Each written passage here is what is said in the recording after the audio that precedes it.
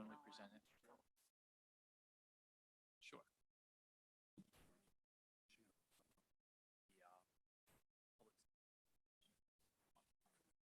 That you're going to read, right? Hey, where's the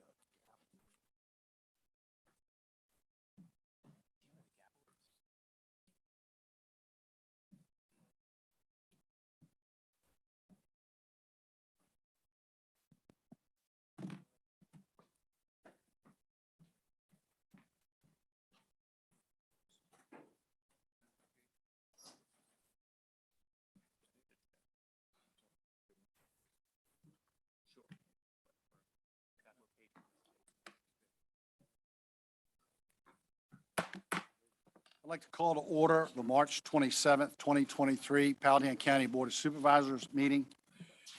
Mr. McClung will help us with the Pledge of Allegiance, and Mr. Cox will do the invocation. I'd be grateful.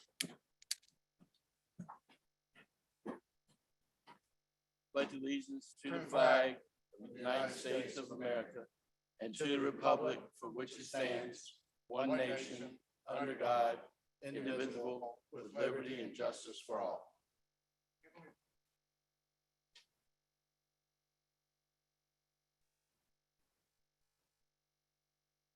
Amen. Thank you, gentlemen.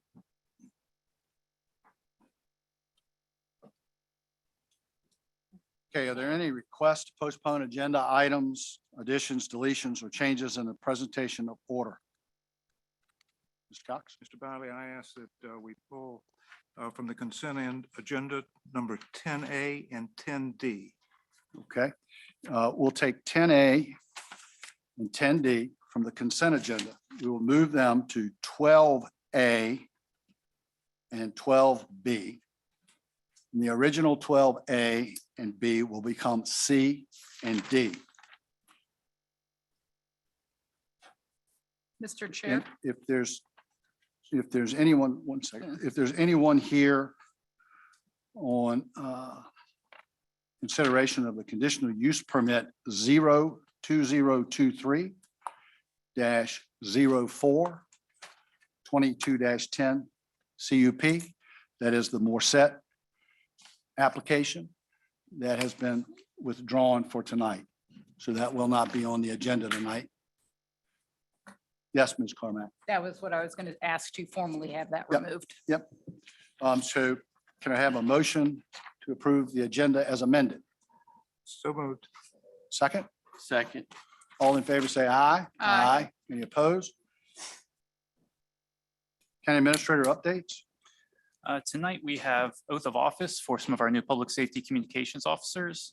So our clerk, Teresa Dobbins, is here to give that oath, as well as Tom Nolan, our Director of Public Safety Communications.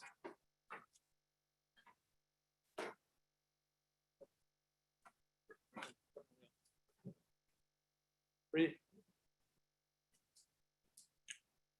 new hires.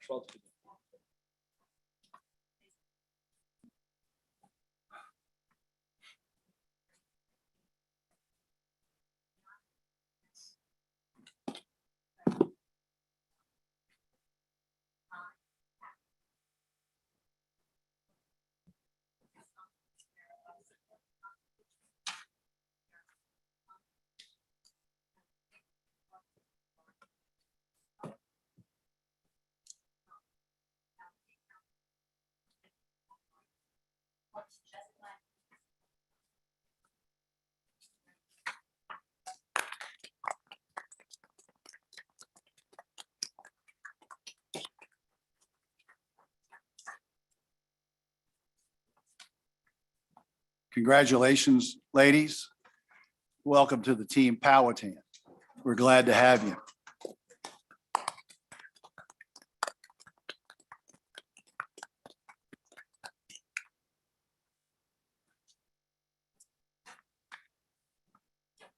Next up, Mr. Chardon. Okay, and then keeping on that same topic, we have a proclamation tonight to recognize National Telecommunicators Week. So I'll go down to the podium and read this and present it to Mr. Nolan.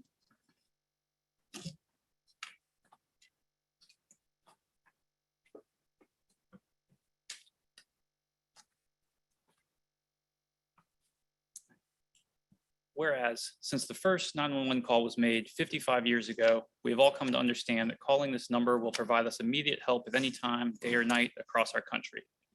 And whereas the prompt response of sheriff's deputies, firefighters, and emergency medical personnel is critical to the protection of life and preservation of property.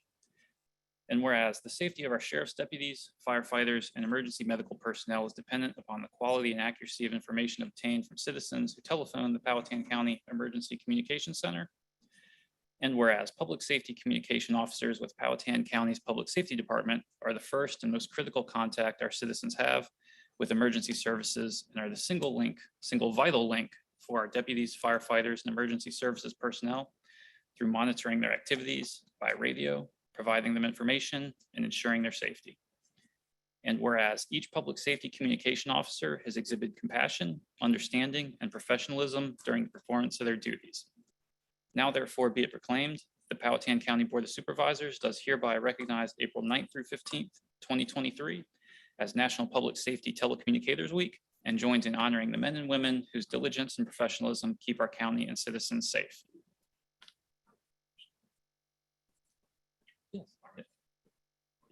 Yes. Board, if I may, just want to say how lucky we are to be part of this community. The public safety team we have, the community, all the citizens, the sheriff's office, the fire department, the board has supported us all every step of the way. We made a significant investment in our technology and also staffing, and that means a lot. Many agencies, 911 centers are facing really short staffing. We're not facing that because of the actions taken by all of us collectively. And thank you. And if you don't mind, we bring up the team here and get a picture. You guys come up.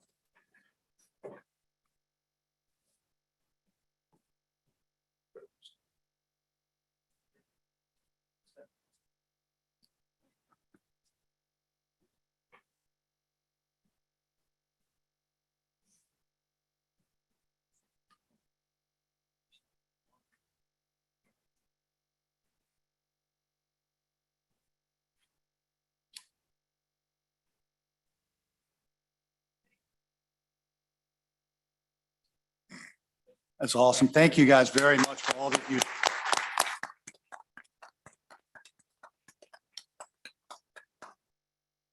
In our county's most needed time, they're the ones that answers the phone, folks. They dispatch it all to you. Thank you all very much.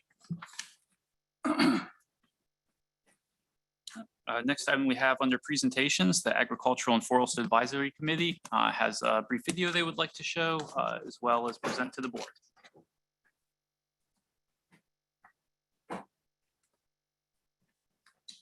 I made one little mistake in the packet. I hadn't quite got this down, so I have made copies for all of y'all. So throw the original away with the questions and the supporting documentation.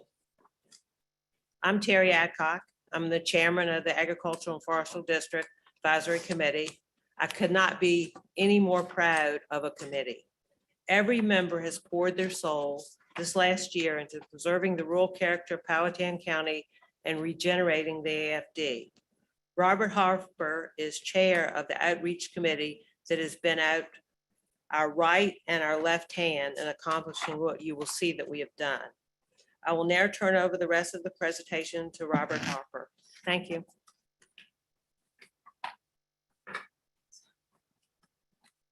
Thank you, Terry. Good evening. It's a real privilege for us to have this time on your agenda tonight to talk a little bit about what the Ag and Forestry District Committee has been doing over calendar year 2022 and so far this year in 2023. Thought I'd take a minute. I know that you all in the county and the board are very familiar with the charge for our committee, but I thought for our other citizens who are here this evening, I'll just read what's on the county website about the responsibilities for the Ag and Forestry District Committee.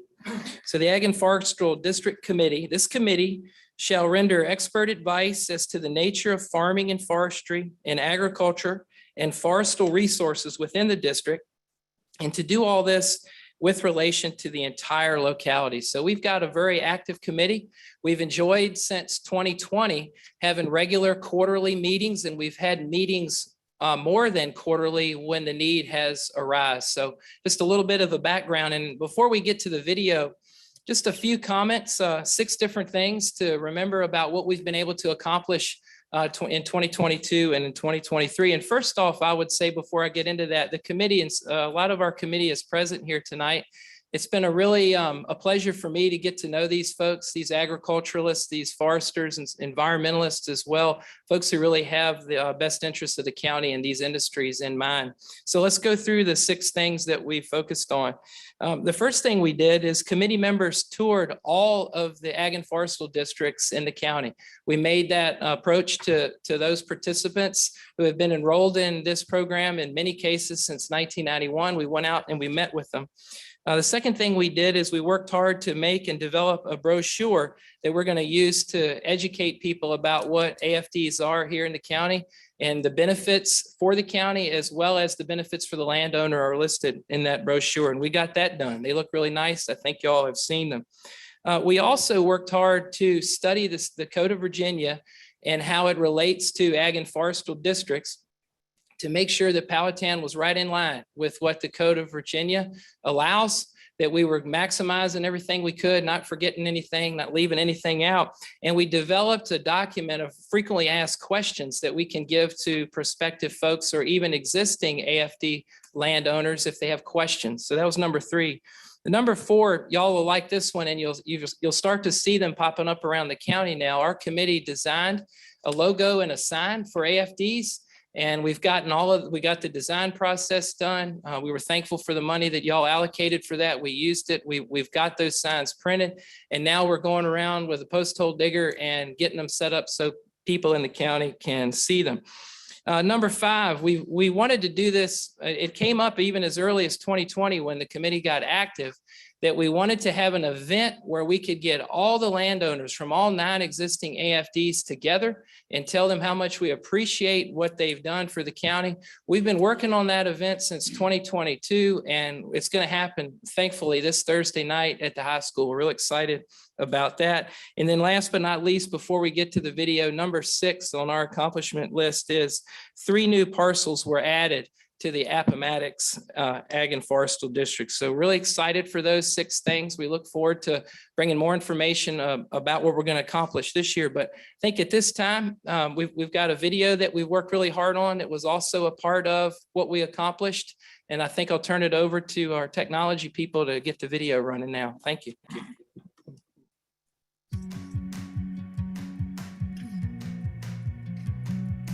Do we want to see Powhatan County become simply a bedroom community?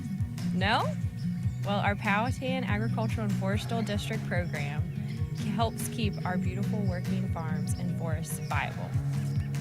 What is an AFD? Powhatan joined the Virginia Agricultural and Forestal District Act in 1991 with over 24 landowners totaling roughly 5,000 acres. Its main purpose is to conserve, protect, and encourage development and improvement of agricultural and forestal lands for the production of food and other agricultural and forestal products. The second purpose, however, is to conserve and protect these same agricultural and forestal lands as valued natural and ecological resources, which provide essential open spaces for clean air sheds for migrating birds, watershed protection, wildlife habitat, as well as for aesthetic qualities.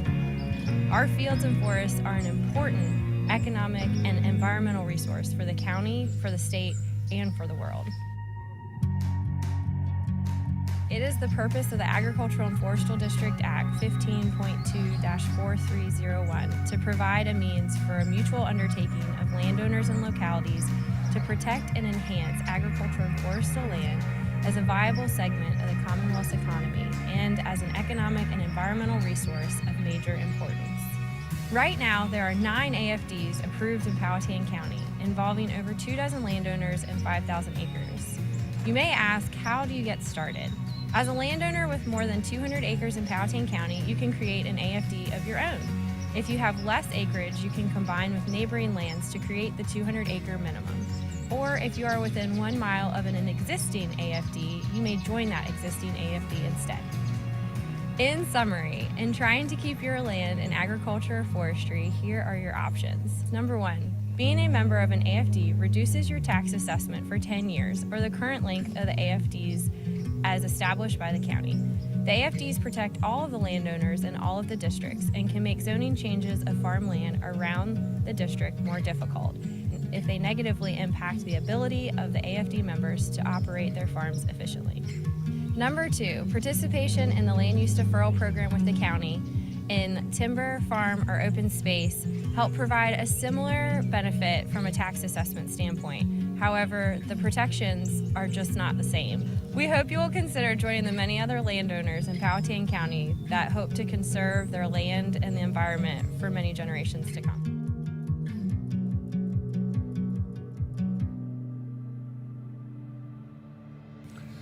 The commitment for both the county and the landowner is for 10 years or the district's current life.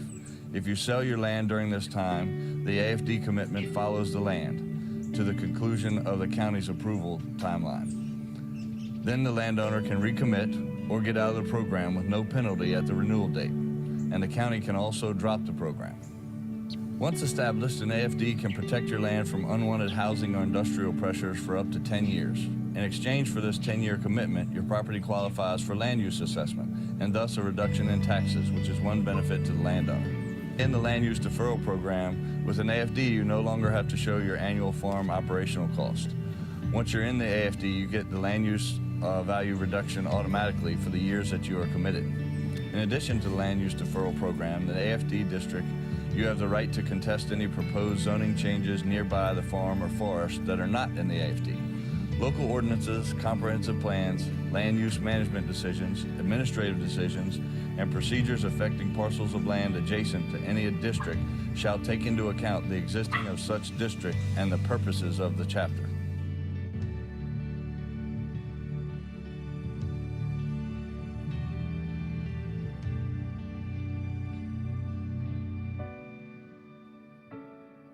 Well, David, it's great being here today with you, looking out and seeing what a wonderful steward you've been of this property.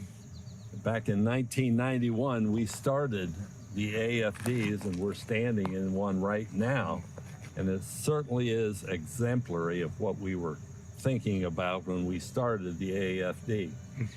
And now my grandson, fourth generation, is farming here with us. Well, you had a vision that is continuing today, Paul. Well, thank you. And, thank you.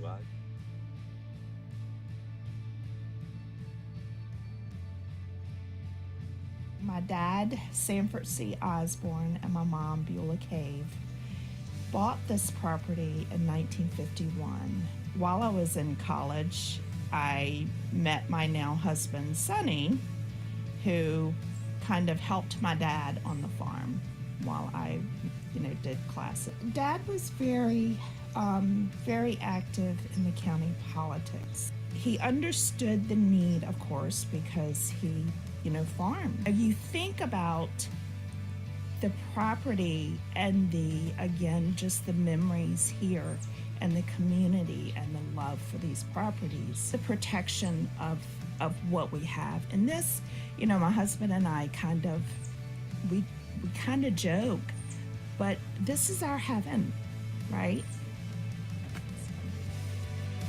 It is the purpose of the Agricultural and Forestal District Act 15.2-4301 to provide a means for a mutual undertaking of landowners and localities to protect and enhance agricultural and forestal land as a viable segment of the Commonwealth's economy and as an economic and environmental resource of major importance. This is our heaven.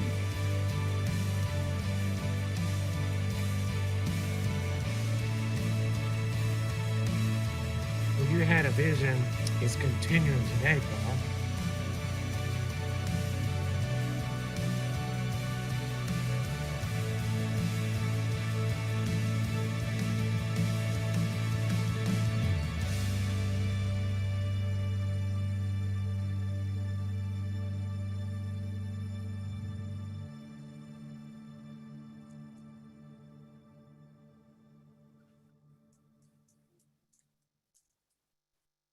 We thank you all for your attention to that video. You can see we've been working really hard and we're really thankful for a local videographer that we've worked with to produce this. And doesn't that make you feel good about Powhatan? All the footage in that is local. There's no canned footage. It's all from right here in the county and really showcases some of the 9 AFDs that we have. So again, thank you all for your support. And just in closing, again, a few things that we would like to ask for in the coming year. Again, thanking you for your support, the funding that you gave us this year and how we were able to use it. We're asking for the coming year to be granted the same budget as this year, the $7,500. We would also like to be granted the funds from the grant, the Forest Stewardship Program grant. We feel like our committee, we're the experts for ag and forestry here in Powhatan, and we're working really hard to collaborate with all the other agencies, whether it's the Cooperative Extension, the Soil and Water Conservation District, Department of Forestry, Natural Resource Conservation Service, Farm Service Agency, right down to our Ag Ed Department at the high school and their FFA chapter. We've got a lot of ideas on ways that we can use that grant to further the reach of the Ag and Forestry District Committee and what that whole program is trying to accomplish here in the county. So those are the two things. Again, we thank you for the time on your agenda. We thank you for your support. And if there's time for any questions, we might be able to answer some. Excuse me. Any questions, guys? Mr. Chairman. Yes, sir, Mr. Cox. First of all, I'd like to go back in time when this program looked like it was going to die. And the late Max Timberlake said, it's not going to die. We're going to make something out of it. Y'all have done a wonderful job of preserving his legacy and taking it to new levels. So thank you very much for all your hard work and all that you've accomplished. Thank you, Mr. Chairman. Yes, sir, Mr. Cox. Anyone else? I'd like to make a comment, Mr. Chairman. Mr. Williams, go right ahead. The old saying, say what you mean what you say. We've said as a board, we said in our comprehensive plan, we've said in a strategic vision that we care about farming, agriculture, silviculture in this county. It's an important part of our heritage. We feel like it's an important part of our future. Echoing what Mr. Cox said, y'all have brought it to the fore because I've never seen it this vibrant ever in this country. I go back to my days on the planning commission. That goes back to 2004. It was something that was talked about, but y'all have really brought it to the front and made it a focus of this county. And we're very appreciative of what you've done. Thank you, Mr. Chairman. So, thank you, Mr. Williams. Anyone else? Thank you very much for coming and giving us the presentation and explaining the program.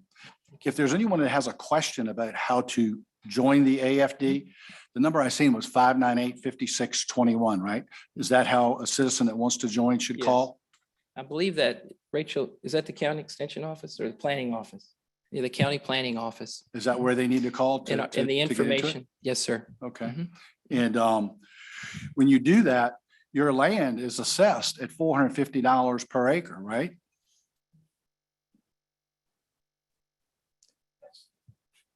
Can't answer that question.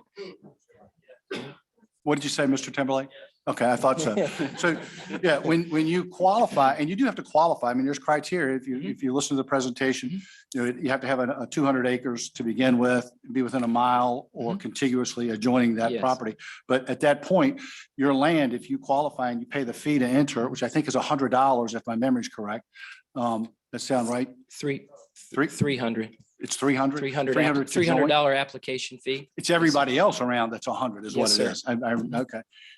So we have the highest of everybody else. However, it does put you in a position to where you can qualify to pay taxes on 1 acre being assessed at $450 versus 5,000 or 6,000 or whatever it is. So it's a big benefit to those landowners, huge benefit. So that number is 598-5621. 598-5621. Okay, great. Thank you very much. And thank you all for what you do. We appreciate it very much. Welcome. Thank you. Okay, that'll open up the first public comment period. Anyone wishing to speak to the board, feel free to come down. You have 3 minutes if you're speaking as an individual, up to 5 minutes if you're speaking on behalf of a group. Do we have anyone on Zoom?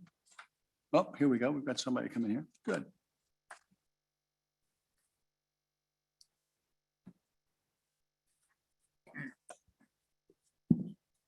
Good evening. My name is Amity Pickrell. I reside at 6116 Autumn Bluff Road. I strenuously object to any increase in taxes on the citizens of Powhatan. Following the ridiculous 16% increase in real property assessments, I would implore the board to rein in spending instead. The citizens of our county are being asked to be bled dry to add additional bureaucracy in many departments, not only from grant writers to commercial inspectors to transportation managers, but our Board of Supervisors and county administrator offices are requesting double-digit budget increases for themselves as well.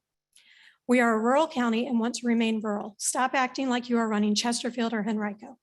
You should not be developing our departments or our land into Midlothian or Short Pump. I could not possibly raise all of my objections in 3 minutes, so I will just highlight a few more.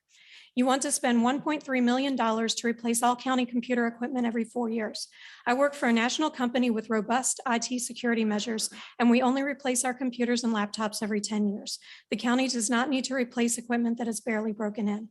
To add a new full-time staff person and capital improvements to the Parks and Recreation Department at a time when poor and elderly residents are choosing between food and medication is irresponsible. How much extra should my elderly neighbor pay so that our citizens can have premium facilities? Our tax expenditures should protect life, liberty, and property.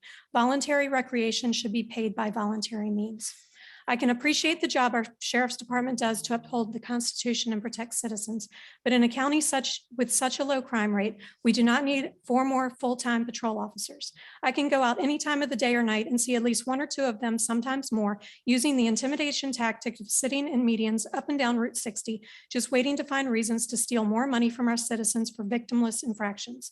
We don't need more revenue collectors on our roadways. If additional officers are needed to protect residents or investigate crimes, you can find them already on the payroll sitting along the highway. And before I walk away with you thinking that I believe everything everywhere should be cut, please, for the love of all things holy, approve Ms. Dobbins' 9-year-long request to give her chief deputy a raise commensurate with her tenure and experience. Thank you. Thank you.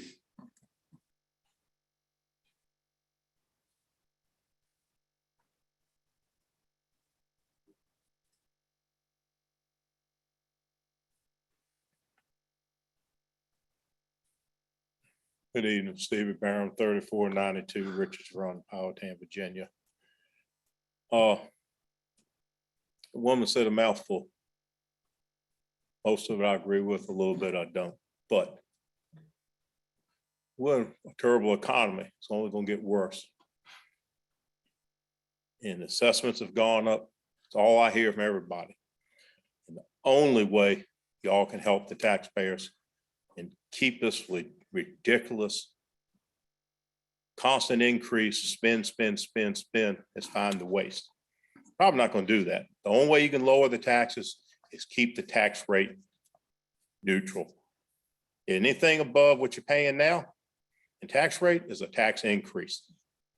So please, y'all the ones make that decision. Y'all the ones that decide how money is going to be spent. Between the schools and the county, we can't find ways, something's wrong. Thank you very much. I'll be short, which I know y'all are not expecting that. Thank you. Thank you, sir. Kenneth Hatcher, 3617 Trenholm Road. Honorable Chairman, other board members, I passed out some information now that I gathered from the financial statements of the county.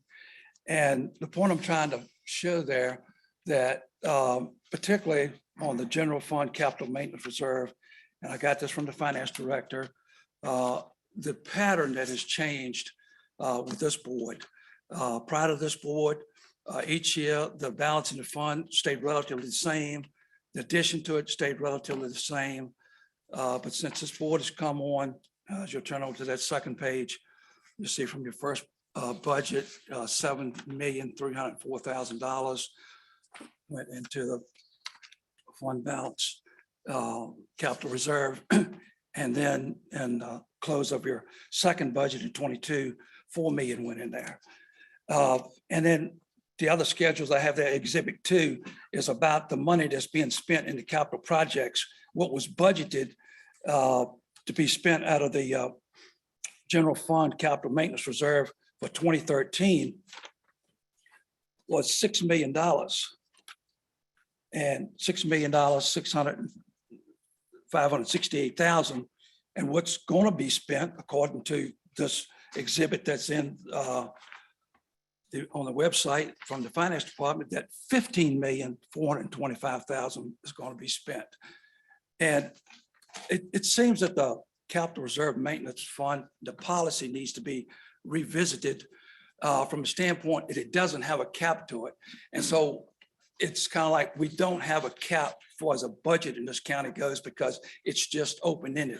It should have some policy in which some target would try to be found in which the revenue from the operations didn't exceed a certain limit, and that we identified more things that we're going to spend cash on and what we're going to borrow funds on. And then the last thing I had there was a statement there that was in the 2012. It says the management discussion analysis ended. The important statement is on the bottom of the second page. This was a year in which the Board of Supervisors had to raise the tax rate from 77 cents to 90 cents. And believe it or not, you can raise the tax rate and still cut people's tax bill, because that's what happened in 2012. It says the rate for the second half of the fiscal year was 90 cents per hundred of assessed value. The rate is 1 cent less than the equalized rate. And we've been through this before in 2006 with the run up in the subprime mortgage. The Board of Supervisors decreased the rate to 77 cents and boards followed to 74, then 71 cents. And then the assessments turned down so low and real estate values went so low that they went back up and finally had to go back to 90 cents. And so I just hope that you would look at what's been a pattern here in Powhatan, and what we have to follow for is what happens with the federal government on interest rates and all kind of lending policies. And we're subject to that. And that's what happens here in Powhatan with that revenue coming from real estate. And I know it's kind of detailed, but I appreciate if you take a little time and follow what I wrote down. I appreciate it. Thank you. I appreciate the detail, Mr. Hatcher. Thank you very much.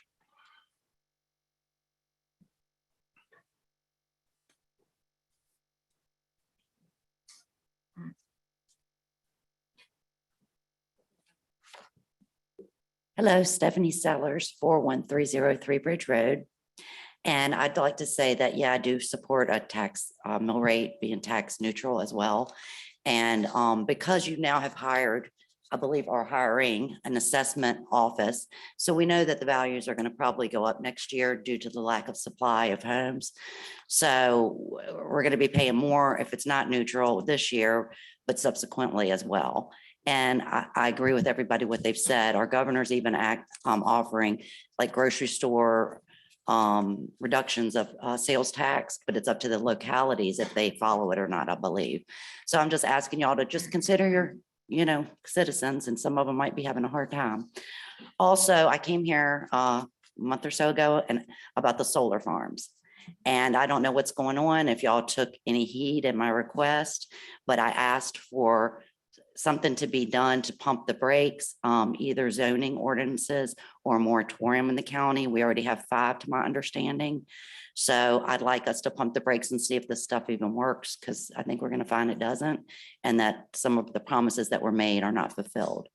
So can anybody answer me? Are y'all not allowed to speak? No? Okay.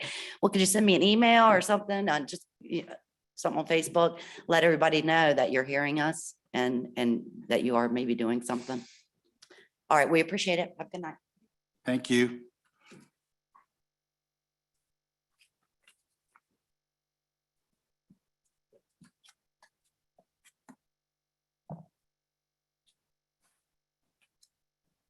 Anyone on Zoom?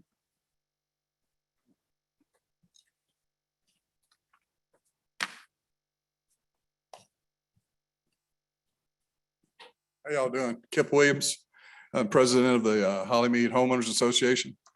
And everybody that I've talked to about, well, I'm talking about the assessment, which most people are really concerned with.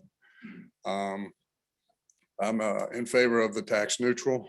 I don't know where that has to be. Is it below 70 cents? Or 67? Can anybody tell me? No? Can some, you know, The tell us where that advertised needs to rate be. has been 67 cents as revenue neutral. That's the Okay. advertised rate. Okay. Mr. Williams. With the economy and the inflation, the groceries, I mean, everybody's going to have to take a hit. So all these, the schools and everybody that's asking for money, great. You need to give them some money, but everybody, you need to sharpen your pencil and you need to bring it down because, you know, I think it's going to get worse before it gets better. And then when things change in a year or two, then you can level it back out and bring it back up to where you need to be. But I think you need to give it some serious thought and try to reach for the tax neutral. Thanks. Thank you, sir.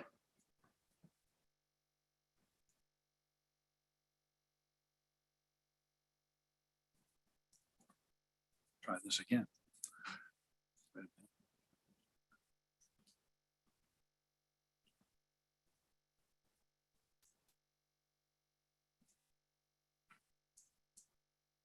Hi, how are y'all? Michelle Stinnett, 2889 Cruise Lane, Powhatan, Virginia. Sorry I'm late. I just got off from work. Here to speak about the. Can you get up a little tax- closer to the microphone? Maybe it's not on. Is it on, guys? It's on because I can hear it. Okay. I'm sorry. Can you hear me now? Oh, much better, much better. So I'm Thank you. here to speak about the tax assessments and the tax rate. You know, I realize that Powhatan County needs to make money in order to grow or in order to support its residents, but with this economy, you really need to consider your citizens of Powhatan County. A lot of people are struggling and, you know, being taxed at a high mill rate is not the solution to it. You need to look at your neighbors. You need to make sure that they're doing okay. You need to look at how they can't get their medicine. They can't afford to eat. They can't afford their electric bills that are coming in. Hell, my satellite bill even went up because air is more expensive now, apparently. You know, we just need to look out for each other and there's plenty of money to be made in Powhatan, as y'all have proved. It can be done and we have a bubble. So with this economy, the bubble needs to be used and, you know, maybe we need to step back on some of the extra stuff. People aren't going to go to the park right now. People are worried about where they're going to live, how they're going to eat, how they're going to pay for mom's medicine. You know, if they don't have that medicine, is mom going to die? So we really need to look at what's best for the community and protect the people that are in this community that have supported Powhatan County for all these years. Thank you. Thank you, ma'am.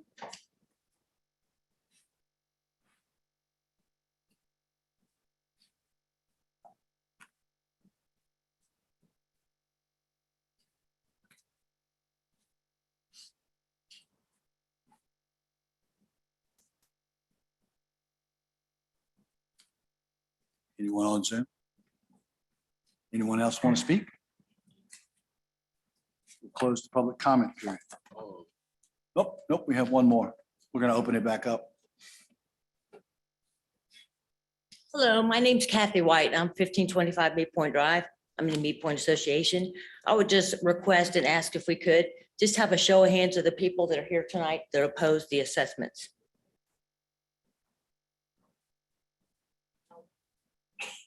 I just want you to know. Because, you know, 68,000, 78,000, my neighbor, $100,000 more. It's not a $500,000 palatial estate that he has. And maybe you guys need to go to the grocery store and actually buy food and see how much it costs. Because it's crazy out there. So please, again, like everyone else said, I totally agree with them. Please take your citizens into consideration when you make your citizens. Thank you. Thank you, ma'am.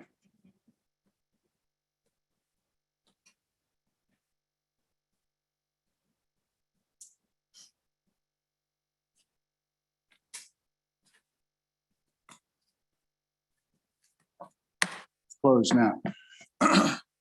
Consent agenda. A motion for the approval of the consent agenda. Mr. Chairman, I move that we approve the consent agenda as amended. I'll second that. All in favor, say aye. Aye. Any opposed? Okay. Tonight, we have one appointment to a board or commission. This is for the Anti-Litter Council. We have one application from Miss Sally Taylor. Okay. The Anti-Litter Council, Ms. Sally Taylor. I'll make a motion that we approve Ms. Taylor on the Anti-Litter Council. Have a second? Second. All in favor, say aye. Aye. Aye. Any opposed? Welcome, Ms. Taylor. Glad to have you on board. New business. Now, the first is the minutes from February 23rd, 2023. 10A, right? Correct, 10A. Okay. Mr. Chairman, I requested that. Yes, you did. If y'all could go to page 27 in your packet.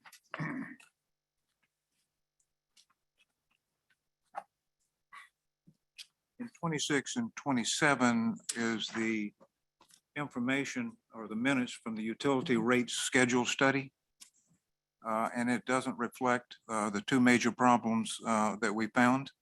One was the number of new customers on table 3 versus the narrative, and it did not include debt service for Powhatan County. And so it wasn't approved. For those reasons, we sent this back, and they're supposed to come back with an additional, with a revised, and the minutes don't reflect that. Thank you for that, Mr. Cox. Everybody in agreement with that? You take care of that, Mr. Chardon? Yep, noted. Wonderful. Okay, great. Next one, Mr. Cox, you also requested. Yes, sir. If we could go to page 45.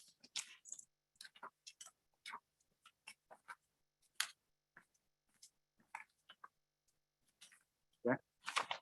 And we have revenues from the national opioids settlement of $67,000 and expenditures. I'd like to know where it's going and what's happening with it. What are we doing with this money? Yeah, and no decisions made yet on that. That's just the funding's coming in, so we're putting it in that fund, but nothing's being spent yet. That's something we'll work with the board to decide how you all want to use those funds. Are there any requirements from the settlement for us? Yes, there are. It has to be used to address opioid addiction or related symptoms in some way. So there are a number of limitations on how that can be used. So that'll come back to us at a different point. Correct. Thank you. That was that it? That's it, sir. Great. Thank you for bringing that out, Mr. Cox. Okay. And then next is Resolution R 2023-08, amending the fiscal year 23 budget related to Capital Projects Fund, General Fund, and Utility Capital Project funding. This was one that we spoke about at the recent workshop, and the board wanted to see it on new business. So Ms. Charlotte Schubert is here on this one if there are any questions.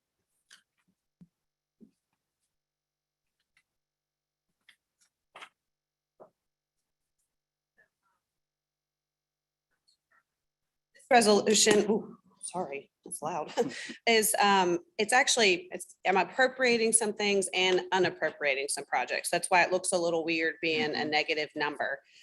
So there's various capital projects that either, I'll just go down the list. So one of the projects is in the fiscal year 23 capital improvement program, the schools were originally going to apply for a grant to do preschool classrooms at the Landmark Center.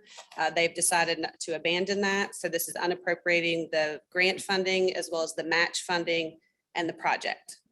So that restores $234,000 to their capital maintenance reserve because they used their capital maintenance reserve for the match. We were awarded a federal grant for ADA improvements. So, but it was after we had done our budget appropriation for the Fighting Creek restrooms, bathrooms. So this resolution takes the funding out of our capital maintenance reserve and designates it from a grant. So that's restoring money back to the capital maintenance reserve to be used for something else. We're also appropriating, we received the education trail grant back In 22, I had kind of waited to see what the project, when it was going to be ready to be started before I had that appropriation. So that's appropriating those federal funds to start the trail project. Also, we are asking for an additional 65,000 for the bridge, the covered bridge at the trail, which is not in use right now because it's not safe. So they've gotten started. They had some money, but with the estimates, we would need 65,000 more. There's also an appropriation for some broadband to kind of finish out what was started with CARES Act and the western end. Sheriff vehicles is on here. We keep coming into a situation, it's more of a supply and demand. He has to order them earlier or we won't get any at all. So this is really just asking for you to go ahead and do 5 vehicles, just the vehicles themselves, which will come out of our 24 CIP ask. We'll just be shifting the money a little earlier so that he can get the 5 replacement vehicles at the sheriff's office. Some of the other is just kind of, it looks a little, the way the accounting has to work. I have to show all 3 funds, so how it moves in and out of it. The last thing was there is 2 vehicles that we purchased that are actually utilities. They got budgeted because as part of our CIP, they were budgeted in the CIP. So I'm just asking you to move the previously budgeted money from the CIP to the utilities capital project. It's not a new funding or a new ask. It's just moving it into the correct fund because it's a enterprise fund. It has to be accounted for in the capital project, the utilities capital projects fund.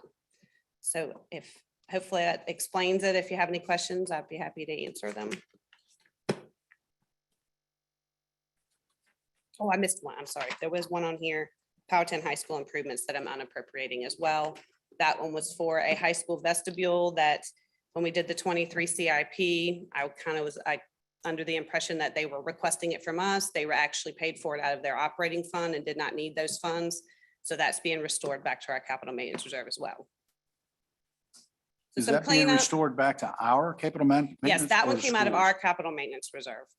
Is that the 234,000? 239, that was a high school improvement, PHS Oh, I see it improvements. there. Yep. Mr. Chairman. Yes, sir, Mr. Cox. So that I understand that came out of their operating budget? They did pay for that last year out of Okay. their operating Okay. budgets. Yes, sir. Thank you. Mhm. Mr. Chair, Yes, Ms. Cormack. I'd like to make a motion. I move to approve resolution R2023-08. Is there a second? Second. Go ahead. I'll do a discussion. Okay. The floor is open for the discussion, debate, conversation. The question I have is, if these were improvements, why do they pay for it out of their operating budget instead of the capital maintenance reserve fund? They do budget some of their capital in their CIP. They budget some of their repairs such as asphalt. They buy their own vehicles. Certain things they budget in their facility budget, but I could get that answer from the school board. I'm just curious. Yeah. because Normally, I would have thought that's kind of why I went through the process the way it did.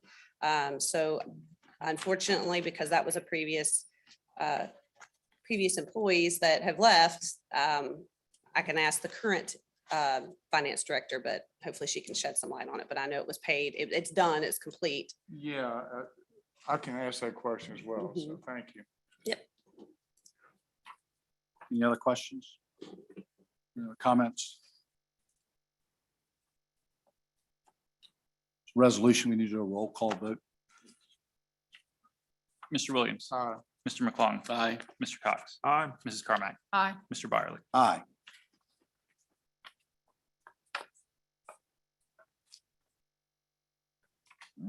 Next item we have is resolution R 2023-14. This is a request for a private road. Our interim planning director, Mr. Knuckles, will present on this.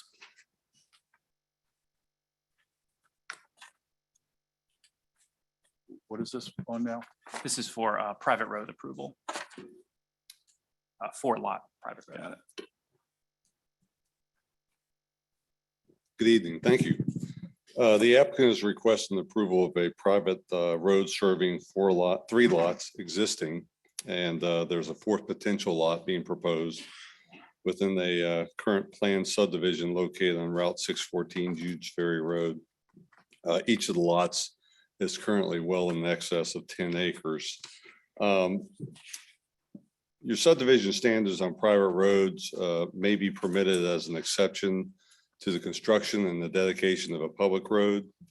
And the board may approve the use of a private road in such circumstances as is outlined in the application for lots serving 3 to no more than 10 lots. This request is 3 existing lots served by private easement currently. The property is 3 lots currently, 53 acres, 26 acres, and 20 acres respectively, primarily wooded, which with the exception of lot 30 D2, which is partially cleared. To the north of the property is R2 zoning, south is A10, east is R2, and west is A10. Again, the property is zoned A10, which is a minimum lot requirement of 10 acres. The subdivision is eligible under the design standards to be served by a private road in that there are fewer than 10 lots accessing the private road, and that all lots are at least 10 acres in size. Your 2021 long-range plan, comprehensive long-range plan, designates the area as rural areas and prime conservation. Rural areas is the primary area of the properties, is intended to be rural in character, preserving natural, cultural, and historic resources, and is typically designated either for conservation subdivisions or, in tonight's case, large lot subdivisions. There is a small prime conservation area on the southwestern side of the property, which is primarily intermittent stream. The staff recommends that the request as outlined in the comprehensive plan meets the general requirements, and the staff would recommend approval with one addition to the memorandum. I would point out that the minimum width requirement for the improved section of the road has to be 14 feet. I believe the applicant on their application wrote 14 feet and 10 feet. The minimum is 14 feet, and therefore that would be required. Any questions? I don't have any questions. You guys have any questions? Thank you, Mr. Knuckles.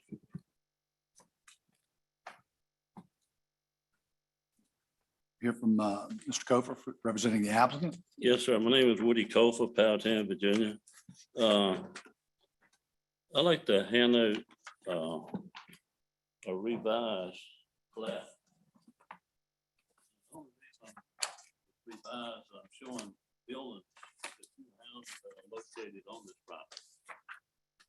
Now, showing the outline.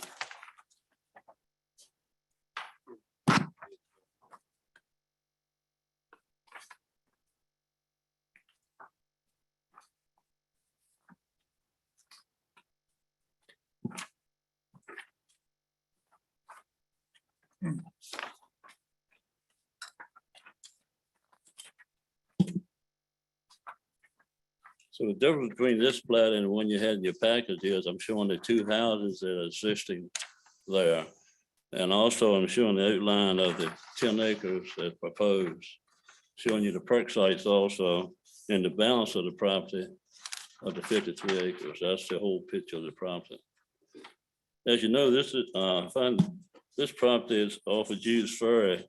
It used to be the old John Rick property. And people that bought the property, they want their parents to move up here from North Carolina.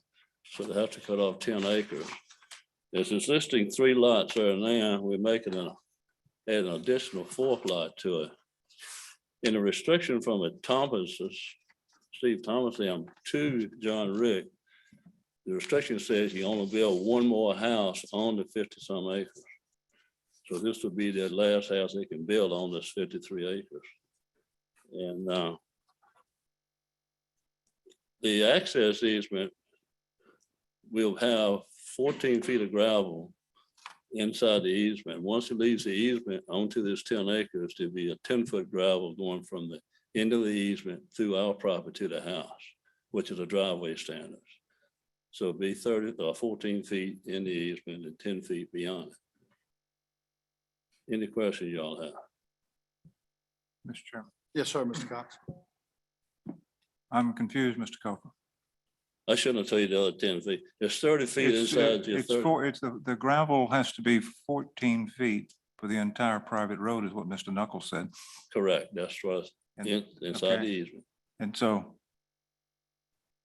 where did you leave me with 10 feet? All right, when the 14 feet ends at the end of the easement, which will be our property, the 10-acre property line. From then to the house, it'll be 10 foot of gravel. Okay. Just a normal driveway standard. It won't be 14 feet going all the way to the house where they build it. Gotcha. That's what I'm trying to say. Any questions?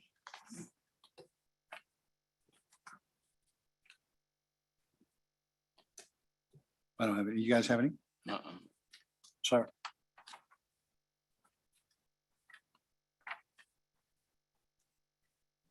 Mr. Chairman, I'd like to make a motion. Yes, I- Ms. I Carmack. move we approve resolution R2023-14. I will second it. This was in my district. Correct, but nobody was saying anything. Well, So the- you gotta, Motion to get it moving a little bit. So, You want to second it? I'm going to second it. Okay, good. But yeah, I would like for us to follow, our protocols. Second. Okay. Any discussion, conversation? Mr. Chardon? Mr. Williams, All right. Mr. McClung, Aye. Mr. Cox, Aye. Mrs. Carmack, aye. Mr. Byerly. Aye. Thank you all. Thank you.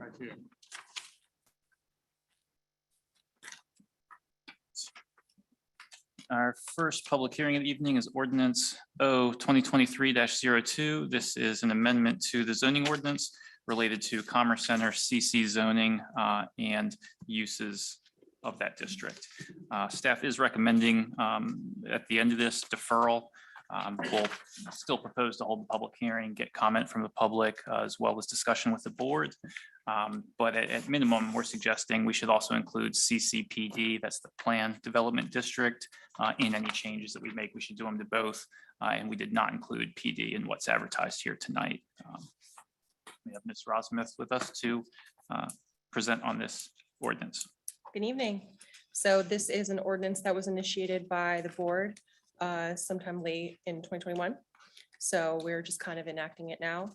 The list of proposed light industrial uses that I've added to the current Commerce Center uses are in line with what currently occurs there. They're kind of the least impactful light industrial uses. I conversed with our economic development coordinator who agreed that these uses would be really helpful to have in Commerce Center, but would definitely not impact the surrounding area. And I can take any questions you guys have. Anyone have any questions? We'll open it up for public comment on this. If there's anyone from the public that would like to speak.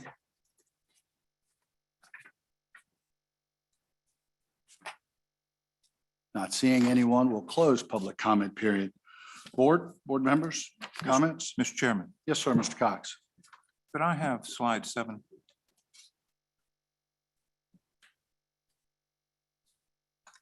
I'd like to expand this beyond concept that we need to add a few light industrial uses.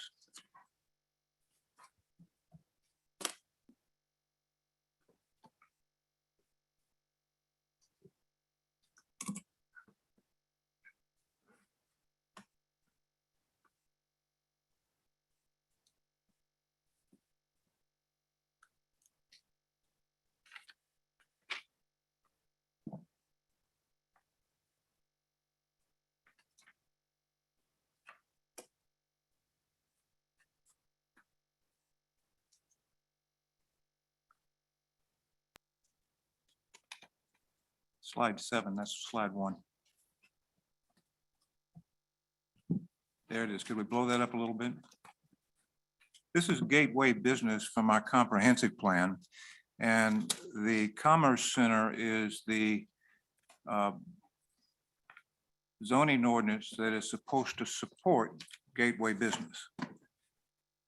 Now, gateway business says areas designated for gateway business are appropriate for offices, light industrial development, meaning clean manufacturing, research and development, and similar light industrial uses along or near major thoroughfares. Complementary commercial uses, retail stores, restaurants, and lodging may be appropriate near major intersections or incorporated into master plan developments.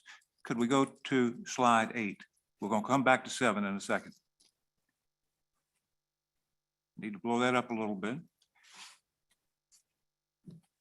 This is a growth district, 60 East. And what this gateway business description is saying is there are commercial nodes basically at our traffic lights. And that's where you'll have retail sales. And between that, you'll have light industrial kinds of businesses. So could we go back to 7? So there are 2 different things that are going on in gateway business.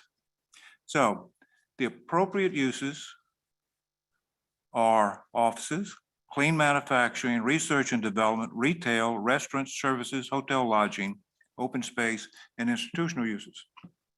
So that's what we're supposed to be bringing to the Commerce Center. So the Commerce Center will reflect what's in gateway business. Now, if the board would go to page 79, which if you pack it, I think we need to defer this, but we also need, I think, a more in-depth evaluation of the uses. And to give you an example, if you're on page 79, 84 greenhouse nursery and floriculture production, that's already in Commerce Center. You don't have to add it. It's already there. Number 87, tires, sales and mounting. It's already in Commerce Center. You don't have to add it. It's got woodworking on there. Mrs. Carmack's sometime way in the back of my mind, you seem to tell us, since you know something about woodworking, you must be really careful with this particular use because of noise. Is that correct? That's correct. Okay. So maybe that would be, need a CUP. Microbrewery and winery or retail. You go to the conditional uses, data center. Why would it be a conditional use? First of all, we're not going to get any data centers. That's just not going to happen because our personal property rate is not competitive with Henrico and Chesterfield County, who have special property rates just for commercials for data centers. But data, as far as I can see, data centers should absolutely be something that we'd want. Certainly metalworking is. We talk about rapid manufacturing all the time. That's another machine shop. So I think we need a more thoughtful and systematic review of the uses so that they really reflect what gateway business wants. And one of the things that I found in looking at this is it's critically important that you actually go read the definitions. The definitions sometimes lead you, as they appear in our ordinance, to a different solution than you might think of it on the surface. So that's what I'd like to see happen as part of the deferral is to kind of really go back and go through the uses, make sure they reflect what gateway business wants and that they're compatible with what's already there. Thank you, Mr. Chairman. Yes, sir, Mr. Cox. Any other comments, board members? Mr. Chair, Yes, Ms. Carmack. on that similar note, we have under conditional uses brewery and distillery, but we have microbrewery and winery as a permitted use, which seems kind of Ms. Carmack, if contrary. you go through, you'll find Yeah. a lot of inconsistencies. We define the size for microbrewery Okay. and micro distillery. It's less than 315,000 gallons per year. Hence the definitions. Right. Amazing. Have definitions That's for the those words. definition. Microbrewery, what is the It's, square footage? no, it's just gallons per Gallons? year. Because we already have micro distillery as by right and condition in CC.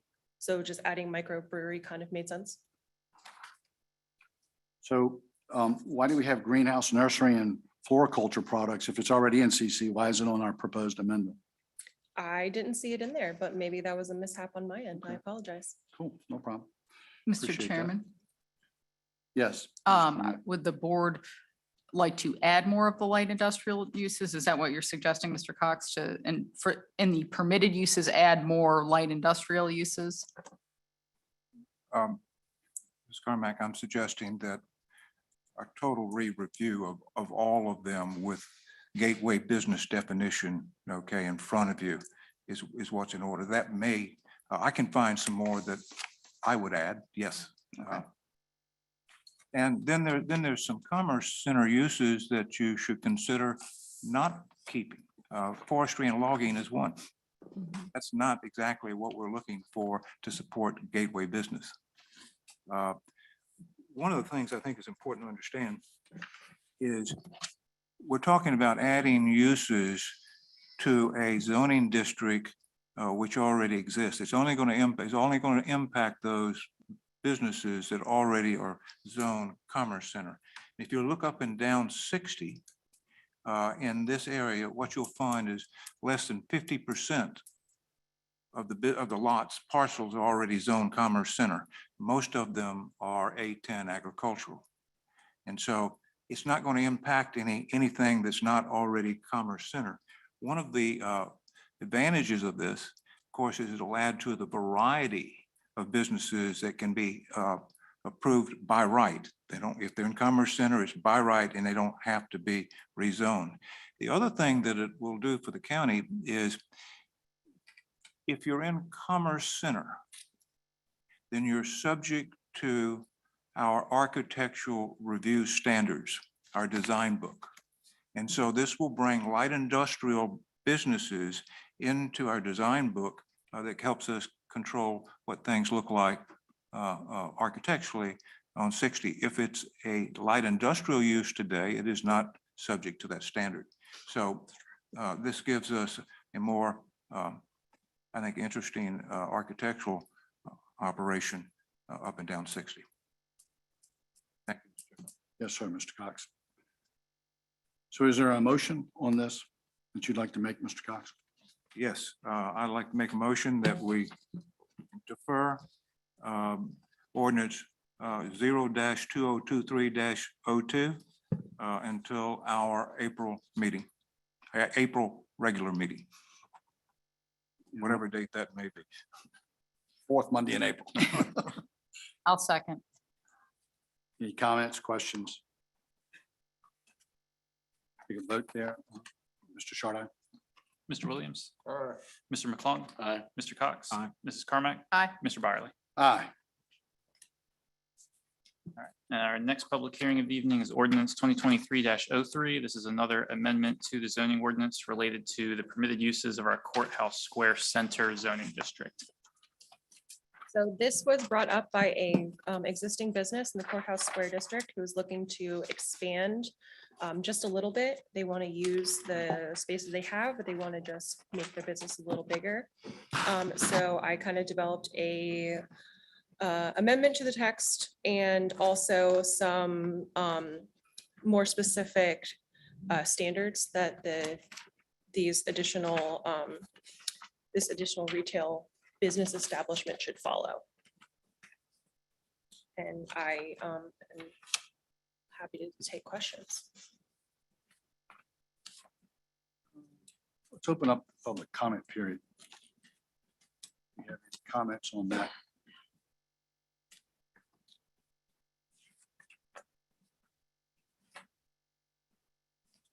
On Zoom? Not seeing any, we'll close the public comment period. Board members, questions, comments? Mr. Chairman, Yes, sir, Mr. Cox. this is in my district. And when Mr. Potter was looking at Maxie's stores, we took a look around and we found out we didn't have anything that said retail, okay, in an area that we want retail. We had a couple of restaurants, but that's it. And so this is I think, a nice solution to make that area develop the way we'd like to see it. And so I'd like to make a motion that we approve 0-2023-03. Second. Questions, comments? I have a question, Mr. Chair. Yes, Ms. Carmack. The thing, I like it. The thing that concerns me is the on-street parking. That, the way this is written, he will not be able to use any parking spaces in front of his store. For instance, if any of those other, the chamber office gets has a readaptive use, they won't be able to park in front of that. So I think we should strike that personally. Comments? Question. Difference between street parking, okay, which is what's in front of the chamber, and having a parking lot for your business. Although it says parking shall be located to the side or rear of primary buildings. So when I read that, you ain't parking in front. Maybe I'm reading it wrong. Well, I thought we had on-street parking. Yeah, Do you see what I'm saying?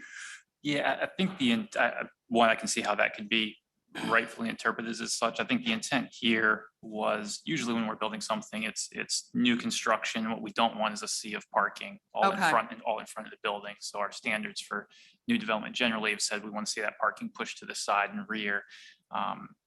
In this case, the particular building, it's already built. There's existing parking. But if it was something brand new, didn't exist, and they were coming in and building from scratch today, and they proposed some street parking, you probably could interpret it that way to say that would be prohibited. So we could either strike that from it. May I chime or in here? specify. Yeah. It could only apply to parking under control of the retail establishment. Retail establishment can't control public parking places on the street. So there's nothing in here that could be interpreted to put some sort of a burden on the retail establishment. So this would, going to what Mr. Chardon was saying, this would involve parking that the retail establishment controls and has probably in construction phase. And it would not affect existing public on-street parking. Okay, so don't worry about it, in other words. Yeah, go ahead. No, Go ahead. Ms. Carmack, you raised a real good question. Do we have parking standards that have to be met for new? Okay, therein gets to where I really get worried. Is we have parking standards in terms of number of spaces that are required. Yes. Can you tell us about? I don't know the Okay. number off the top of my head, Well, but we do. Okay, that to me, I think might be more burdensome, particularly where our buildings are in the space that's available. So, Ms. Carmack, thank you for raising the parking question, because the parking requirements are something we need to understand. I think there's good comments, Mr. Williams. I'm gonna agree with Mrs. Carmack. I think, and I'm gonna agree with the county attorney also. If you already have existing parking, in front of your building, it's, to me, self-evident, you should be able to continue with that same parking arrangement. You shouldn't have to move your parking that exists today in front of your building. If you own the property, why would you want to change that? You wouldn't. Now, in situations where it's a new development, are we going to require the new development that doesn't have the existing parking in front, but could, are we going to require them to go behind the building and park? Or are we going to allow them to do the same thing that might be occurring next door with parking in front of the establishment? You know what I'm talking about. What we're talking about right now is where it's under construction, but it was an existing building where people parked in front of Four Seasons. Now, if the property next door gets developed, your question is very good, Mrs. Carmack. Are we saying you got to then take your parking behind the new development? Or can they do the same thing as long as it's on their property that's occurring next door? That's the question. Mr. Knuckles? I You're the feel- expert. I feel I need to add some comments and context to this. I've dealt with issues of urban parking and on-street public parking and off-street private parking for the individual establishment quite a bit. And typically, as I understand, as we outline the code, it outlined the parking standards as the attorney laid out for the property itself. The intent is to keep the building up to the street. In the village center, that's the standard that's there now. You have on-street buildings, you know, that cosmetic is right there in front of you. And typically when you're talking about, again, parking in front of a building in an urban environment like that, then you're talking about public on-street parking in some fashion. I'm not quite sure how 13 is laid out from a public standpoint right there, or how the public parking or the parking that's currently in front of several of the restaurants and the coffee shop and the other establishments would be. But the addressing of side or rear parking is to bring the building up to the street, to have a streetscape of a building versus on site or in front of the building parking. And I would view any existing parking as being grandfathered or non-conforming and permitted to continue in an establishment that was expanding. That's how I would view the document of your code. And that's how typically codes are applied. So, Mr. Chairman, I think Bart is saying if it already exists with the parking in front of the building, you're grandfathered in. But you're saying the That's preferred model, the preferred planning is to bring the storefronts up to the street. Correct. Does this ordinance make that clear? Well, while we were talking, I looked up our code. We actually accept out off-street parking requirements in the Courthouse Square District. We actually we accept that out. We in 83-455 off-street parking requirements. We list what they are, but we say we accept out the Courthouse Square District. We actually already must have foreseen this years ago when we adopted this, because the Courthouse Square District, the off-street parking requirements have already been exempted out, because I think the expectation was always it would be on-street parking. I understand that, but if I may continue, Mr. Chairman. Absolutely. Mrs. Carmack's comment asked, about going forward with this ordinance. Okay, we exempted out, as you said, with our own ordinance for the courthouse district, but with this ordinance, I don't want to step on, what we've already got on the ordinance, but if we are going to go forward, do we need to make a distinction between what's grandfathered, what's there today, and what we want going forward? It's what we want today.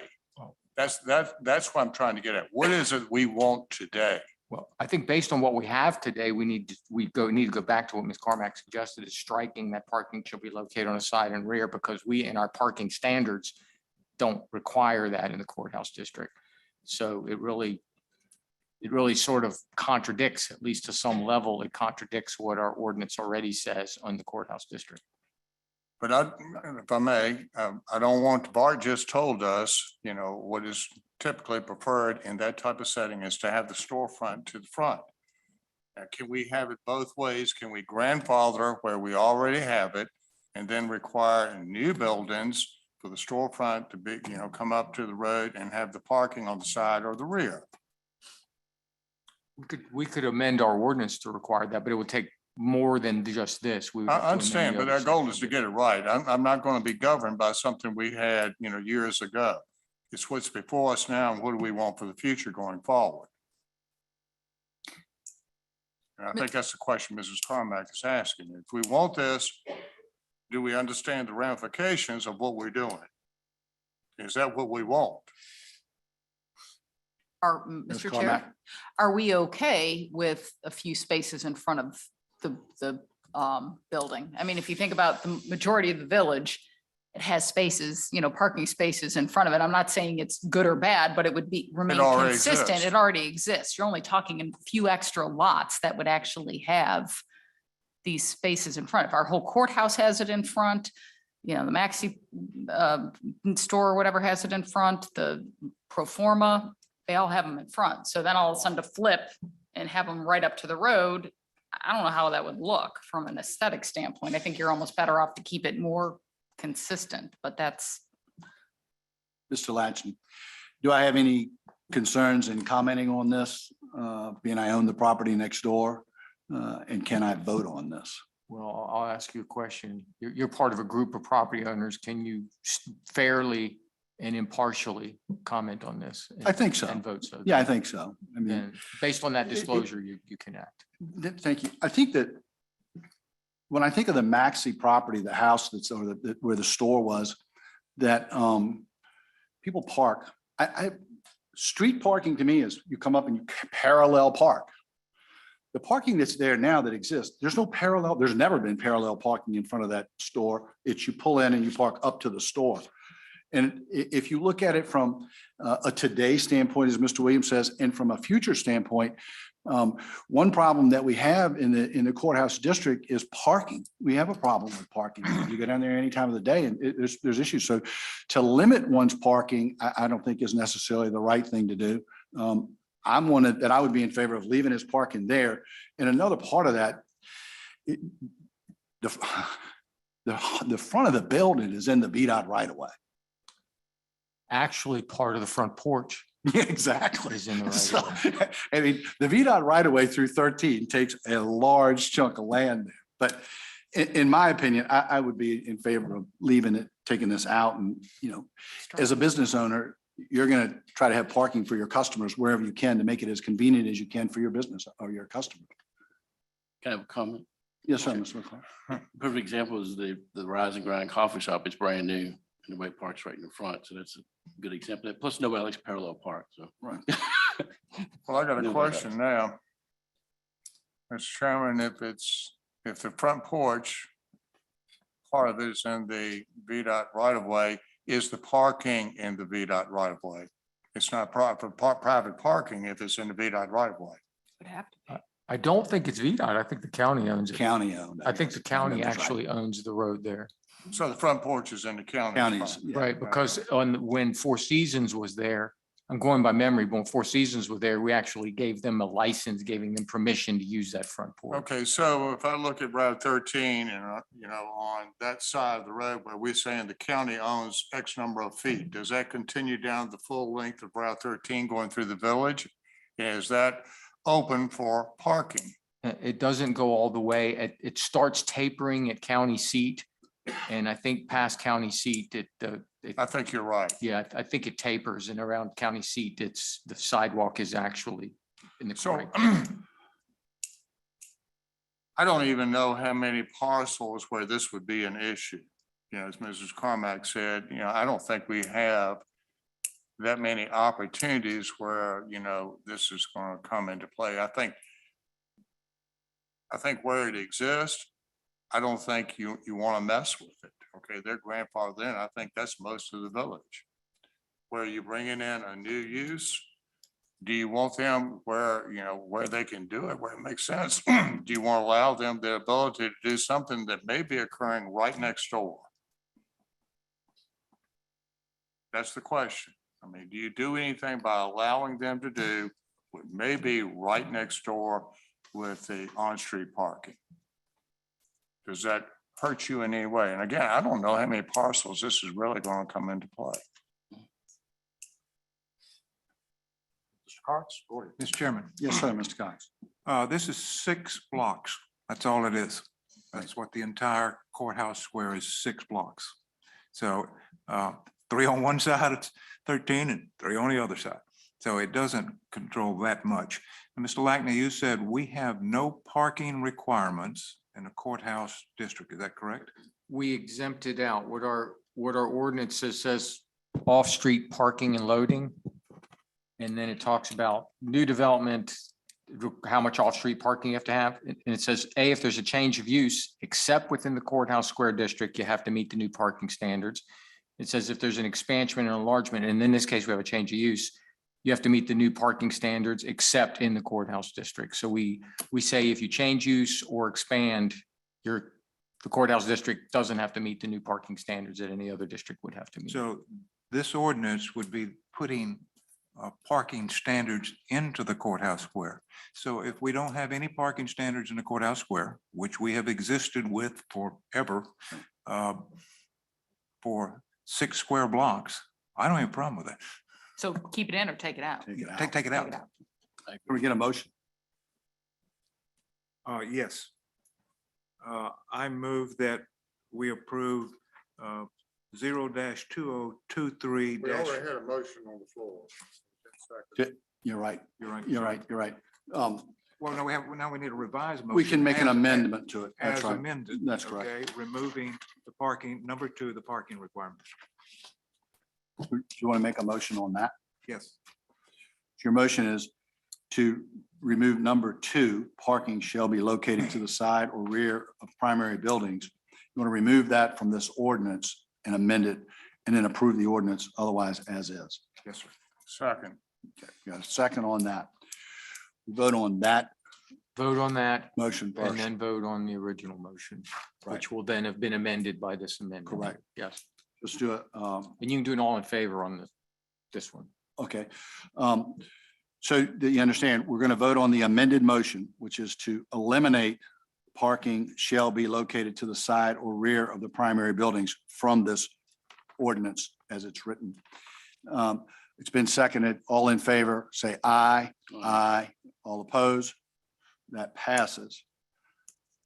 Now, we'll do the roll call vote on the ordinance itself, Mr. Chardon. Mr. Williams, What am I voting on? Ordinance 02023-03 as it's written. with the As exception- amended, As yeah. amended, I mean, as amended, As amended. right. Okay. All right. Mr. McClung. Aye. Mr. Cox. Aye. Mrs. Carmack. Aye. Mr. Byerly. Aye. Just to clarify, so we were comfortable with the existing parking standards, or did y'all want staff to take a look at parking generally in the courthouse? Or we're good? Okay. We have other things to do. That we do. Yep. Our final public hearing this evening is on the county's real estate tax rate. So not proposing to take action tonight, just to hold the public hearing on it. The current tax rate is 79 cents. The advertised tax rate was 77 cents. The equalized tax rate is 67 cents. So anything above that requires a public hearing as an effective increase. Obviously, the board has not adopted the budget or a tax rate yet. Those discussions are still ongoing. Current iterations of the budget that we're working with are at 73 cents. Okay, we'll open the floor for public comment. Anyone on Zoom? Ms. Weir? Ms. Weir? Yes, good evening. Good evening. Members of the Board of Supervisors. My name is Debbie Weir. I live at 1501 Page Road. Now that Powhatan has gone to annual assessments, which so far are turning out to be double-digit assessment increases each year, the tax rate will obviously need to be lowered again this year. Since the taxpayers are not receiving double-digit increases in their paychecks and retirement checks, something must give with the revenue generated from the compounding effect of a double-digit annual assessment. Lowering the real estate rate is the obvious choice. So instead of the 2-cent reduction, please consider an additional 2 to 3 cent reduction to the real estate rate for a total of 5 cents, or an annual real estate rate of 72 cents. That still increases the revenue neutral rate of 67 cents by 5 cents to support additional needed spending growth by the county, but meets the taxpayers halfway for the double-digit tax assessment they received from the county. No need to worry about revenue for next year's budget because I feel sure that our real estate taxes will be going up next year because the real estate assessments will also be going up again. However, in addition to lowering the real estate rate, for those that do not own real property, please also consider dropping the personal property rate for all vehicles in the county rather than just exempting older vehicles worth less than $4,500. In the 90s, the county's personal property rate was $3.75, but was lowered to its current rate of $3.60. Since vehicles, both new and used, cost so much more now than they did then, maybe it is time to also consider lowering the personal property rate by a nickel or dime to help all vehicle owners in the county and not just vehicle owners with 10 to 20-plus-year-old vehicles worth less than $4,500. Car values are coming down from last year's astronomical appraised values, but they still cost a lot more now than they did in the 90s, when the rate was previously lowered by the Board of Supervisors from $3.75 to $3.60. It might be wise for the Board of Supervisors to also include a review this year of personal property rates for a potential rate cut. In closing, for the Board of Supervisors to give all taxpayers in the county some form of tax relief, please look at reducing substantially not only the real estate rate, but reducing the personal property rate as well, in addition to cutting this year's proposed budget. It is going to take all three this year to get the job done of helping all the county taxpayers. Thank you for your time and attention in these matters. Thank you, Ms. Weir. Mr. Chairman. Let me close the public. No, please. Hold on. Go ahead. 3492 Richards Run, Powhatan, Virginia, District 3. Here again, I ask you, please do revenue neutral. Find the waste. I agree with woman, personal property taxes should be cut too. There's one other thing woman brought up earlier.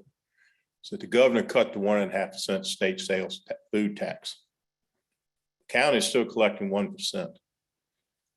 For people that are really in a bind, it doesn't sound like a whole lot, $1 on $100, but it adds up for them.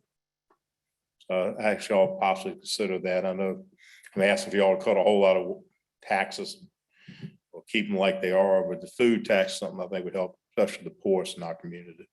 Thank you very much. Thank you, Mr. Chairman, before you close. Yes, sir. I would like for us to keep the public hearing open, not close it, so that citizens have an opportunity to comment on this at our April 3rd meeting. I don't think we have a problem with that. I mean, I don't have a problem doing that. I mean, if you want to keep it open until April 3rd, leave it Yeah, open. that's certainly appropriate if the board so chooses, yes. Yeah, I mean, if you want to, we're in public comment period. Well, we're not there, and we are there, of this resolution. So I don't have a problem. It's up to you guys what you want to do. If we want to leave it up to April 3rd, Mr. Williams, you know. I'm fine with that. Mr. McClung, Ms. Carmack, that's fine with us, man. Good idea. So we don't close it. That was. Yeah, no, that was- I was so trying to get- we're going to leave the public hearing open till the April 3rd meeting. So the public can still have an opportunity to come and speak regarding that, right? Right. Okay, good. Thank you, Mr. Chairman. Yes, sir, Mr. Cox. You want to, sure, come on. Absolutely. Hi, Michelle Stinnett, 2889 Cruise Lane, Powhatan, Virginia. I also encourage you to do the rate neutral. Our economy is not getting any better and it's not going to get better. We have banks collapsing. We have, we're supporting several wars in several different countries. Things are not going to get better for your citizens. So by going with a neutral rate of 67 cents, it's not going to kill Powhatan. And revisit it again next year. If the economy gets better, then do the extra projects, the things that would make Powhatan so much nicer to live in. But when people are struggling and all we're doing is increasing taxes and pulling money for this and pulling money for that, there comes a point where it's a breaking point. And right now, with our country being the way it is, by going with a neutral rate, we're not going to go bankrupt in Powhatan County. The government's not going to go bankrupt. We're going to find a way to pick and choose what projects are really important, but all the lives in Powhatan are very important. And it has to be a give and take on both ends. So I urge you to do the neutral at 67 cents, please. Thank you. Thank you, ma'am.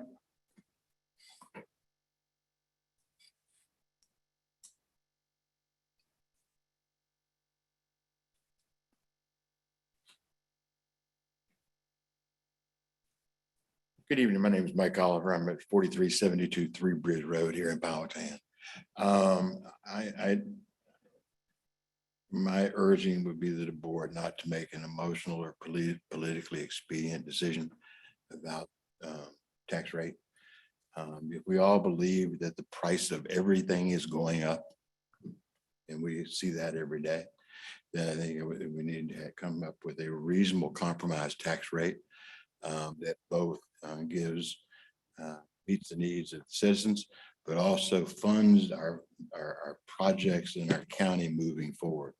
Again, if we assume things are going to get more expensive over time, and we've made commitments as a county to fund certain projects over that period of time, now is perhaps maybe the time to bank some of that money and be able to fund those moving forward, because we all know that things are going to continue to be more expensive.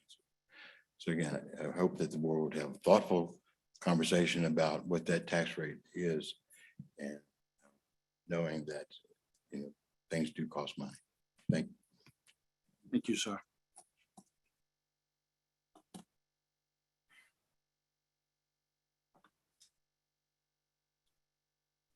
Not seeing anyone else. We'll close the public comment period. No, we're. Oh, we're going to leave it open. we I'm sorry. already left to I apologize. We're going to leave that open until April 3rd. And we have a head nod on that, so we're good. We're good. Okay.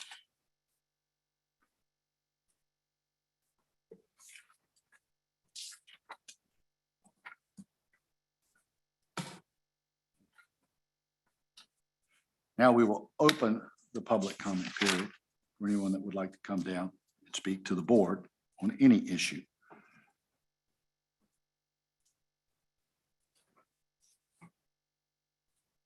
Not seeing anyone, we'll close the public comment period. County attorney comments, No comments, Mr. Chairman. county administrator comments, No comments, Mr. Chairman. board comments. We adjourn.